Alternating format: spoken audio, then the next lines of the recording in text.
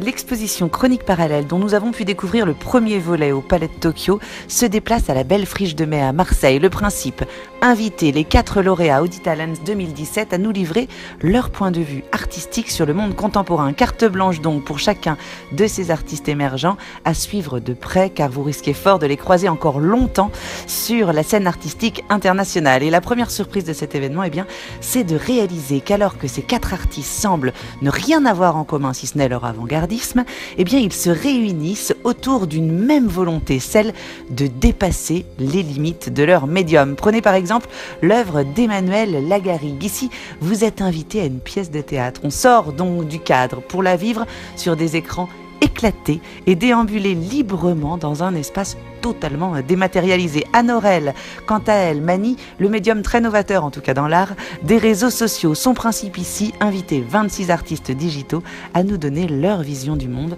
dans un abécédaire, vous le verrez, extrêmement viral.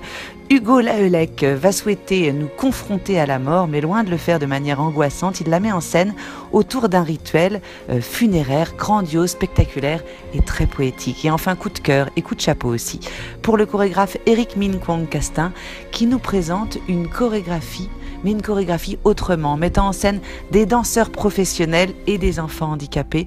Le résultat est juste à couper le souffle. 4 démarches artistiques qui nous touchent chacune à leur manière dans notre relation aux autres, aux nouvelles technologies, à la mort ou à la différence, dans un monde où les nouveaux standards de la beauté sont trop souvent photoshopés. Cette exposition fait beaucoup de bien.